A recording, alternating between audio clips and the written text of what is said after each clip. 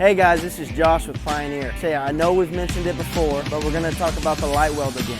So I've already got this pre-tacked in front of me, and what we're planning on doing today is to show you how quick this thing can actually move. We're gonna do it in real time because we wanna show you how quick the sucker actually is. All right, so let's get started.